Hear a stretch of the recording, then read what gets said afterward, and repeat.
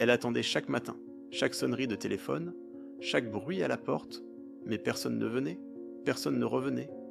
C'était 1994 quand elle a disparu. Une femme ordinaire, une vie ordinaire, jusqu'à ce qu'elle ne revienne pas. Les années deviennent des décennies. Les enquêteurs changent, les promesses s'oublient. Sa mère vieillit en cherchant. Son père meurt sans savoir. Les photos jaunies sur les murs, les avis de recherche deviennent des souvenirs. Le dossier ferme. Puis on l'ouvre à nouveau. Puis il referme encore. C'est ça, l'absence. C'est pas dramatique tous les jours. C'est juste là. Permanent. Comme une cicatrice qu'on essaie de cacher, mais qu'on sent toujours. 30 ans. 10 950 jours. Plus de 23 000 heures. Et puis un jour, elle allume la télévision. C'est un reportage ordinaire, un débat politique. Un homme parle à l'écran, et son cœur s'arrête. Elle le reconnaît immédiatement. C'est lui. Elle ne sait pas comment elle le sait.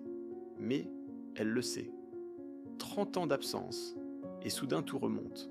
Chaque détail, chaque conversation, chaque moment. Elle crie, elle appelle la police. Mais vous savez quoi? Personne ne l'a cru. Pas immédiatement. Pourquoi? Parce que les enquêteurs avaient tourné la page. Parce que les témoins d'époque disaient des choses contradictoires. Parce qu'on ne croit pas toujours celle qui sait. Mais elle insiste. Elle fournit des détails, des informations que seul quelqu'un de très proche aurait pu connaître. Des conversations, des lieux, des dates. L'enquête rouvre. Les files policières retournent à leur dossier poussiéreux.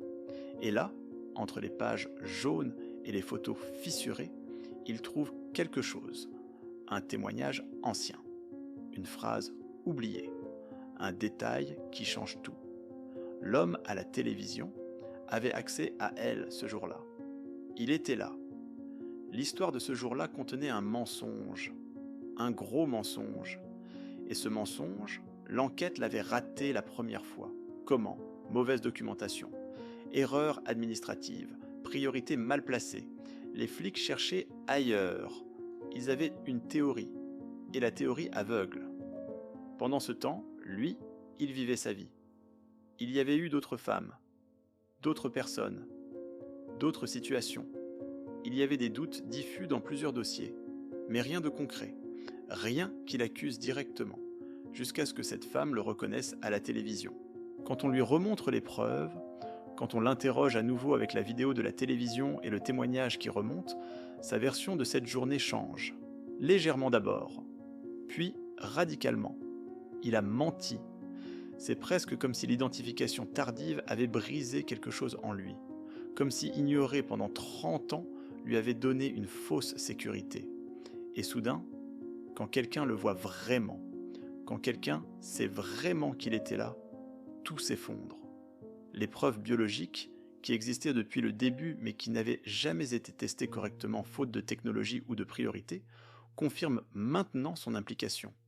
Ce qu'on croyait être une disparition volontaire ou un accident était en réalité un crime, prémédité, calculé, caché pendant 3 décennies, non pas par l'absence de preuves, mais par des erreurs policières et de la malchance. Sa famille l'apprenait enfin. 30 ans plus tard, pas de corps, pas de clôture complète, mais une réponse. Quelque chose. Quelque chose, c'est mieux que rien quand vous avez attendu plus longtemps que vous n'aviez pu endurer. Ce qui reste dans cette histoire, c'est pas le crime lui-même, c'est pas les détails de ce qui s'est passé. Ce qui reste, c'est la persistance d'une femme qui a su, une mère qui n'a jamais arrêté de chercher, une justice qui n'arrive pas toujours assez tôt, mais qui arrive quand même. Et c'est aussi une leçon terrible. Les erreurs policières, ce n'est pas juste administratif, ce n'est pas juste des dossiers mal classés. C'est des vies détruites, des années volées, des réponses que diraient ceux qui auraient pu venir 10 ans plus tôt, 20 ans plus tôt. La prochaine fois que vous croiserez quelqu'un dans la rue, vous ne saurez pas, vous ne pouvez pas savoir. Et c'est ça qui reste.